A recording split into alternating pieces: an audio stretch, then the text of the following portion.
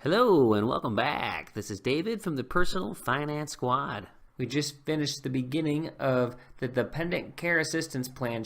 We saw Jasper do some basic layouts of math to determine what the average amount would be per month for his account. We're taking this from child care, and this is where he's going to use it, and we need to further that with the Dependent Care Assistance account because it is its own account. So in a sense, it's like its own supplemental. So a few things we need to look at here, and we will have a grid down below here to see how this is all going to play out. Right here we see that Jasper has 5 unique bill amounts that can happen depending on the month during the year. And now we have to understand is that although we've in chapter 3 the child care schedule was created and a supplemental 12-month plan was created, there may be some more money that needs to be inputted to account for this, and again we'll see why in a few seconds. What we need to see and understand here is that Jasper is putting away $276 per check, not counting the third bonus checks. That would be $414 on just those 2 checks. Okay, so he has $276, and for example, the first bill is $266.08, and that's going to yield him a $9.92 leftover balance in his DCAP. So now let's go down and see where this comes into play. So this looks a lot different from the other charts that we've been looking at and the other exercises. It's just more, it's expanded. And so we're going to run through this carefully so it makes a lot of sense. So keep in mind, we know that Jasper's average is $300 a month. Okay? Remember, we have a supplemental account and we have a DCAP account, so it's really, in a sense, 2 supplementals. So we did the exercise in chapter 3 and realized that Jasper is going to need to stick in $70.98 for upfront cash. Now, we're really going to run this again and see if it plays out because of the extra layer of DCAP. All of these amounts here are put into this section so we can see the math a little easier. So you can see these are simply the costs for those particular months. And then Jasper has this $276 a month, and then you can see in April it's $414 and November $414 because those are those additional check months. What we want to see is how this is going to play out. So what we added here is cost less DCAP equals remain, because there could be some remaining, either negative or positive, and we'll put it into the right place accordingly. So you can see in the first month here that actually when we say there's a negative $992, that's really a surplus. So you can do this any way you want. Technically, if you put the numbers in order, that's what it would look like. However, over here, 414 is really what's coming in, and it's 340.08, so there's actually a surplus there as well. You know that math says $276 less $266.08 leaves $992 remaining in Jasper's account. And then hence we update the subtotal, and the $70.98 in our supplemental, his supplemental, which you'll do, is $70.98. So then we get to the next month and we can see that the daycare bill, childcare, is $340, and so a $64 balance remains to cover that cost. So $992 was pulled from that account, but it leaves $54.08 to pay the bill. So that means taking away from the supplemental leaves the $16.90. So everything is still covered. But now we get to March and we have $303.08, and then we need $27 and realize that we can take 16.9, but now we find out that we're going to have a shortage again.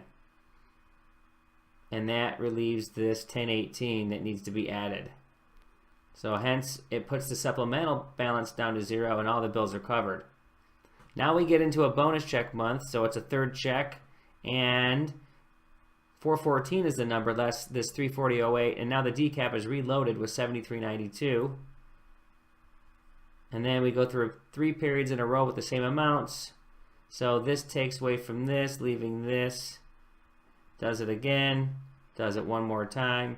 And we get down to the point in July where there's actually 80 cents left in the DCAP. And then we get back to these months again where it's $992, so it builds again, So there's 2064 left. But then October is the biggest month of the year for Jasper's Child Care. And you can see it's $377.08 less $276. And that means $101.08 needs to be covered. We subtract 2064 from that, so the DCAP is exhausted. And that leaves a gap of 80.44, hence more added cash. And then November hits 414, and now it builds up again. So now you get the 110.92 surplus, and then December's a light month, and so there's 46.92, and you can see how the year ends with $157 in Jasper's DCAP. So you can see when you play everything out, the money's good. But again, like added cash, you need to have money at certain points to build up the account. When you get into year 2, this money is going to replenish the whole system. Okay, what we want to point out here is that seeing there's a $157 left over, and that comes from added cash, then there's no need to put $3,000 in total into the DCAP. And that's because you're going to put the money in the stipend up front for the added cash in the beginning of your plan year anyway. So what we'd end up doing is taking out $157 from the DCAP. And we'll go into that in the next section and see how the math breaks out. A couple other items of note: unlike the health FSA, where you get reimbursement if you haven't used all the money yet, meaning if you have money that is going to be put in there during the plan, it'll allow you to actually pay for things even if you have a negative balance at the time, as long as you haven't used up all the money that you've committed during the year. Now for the DCAP, it's a little different. Right here it says you need $300, but you only have $200 in your account. So what it says is you will owe $100. So this is where the scenario is backwards. It simply looks at the account, and if you do not have enough, it's only going to pay what's in there. It doesn't say, hey, I have other monies coming in my plan year, and I'll just let you pay for it now, and then you can make up the money later. Secondly, we've talked about the use it or lose it rule. And you can see that this is just like the FSA from Chapter 7. So it's very important to make sure that, again, if you're going to put money into the account, that you use it.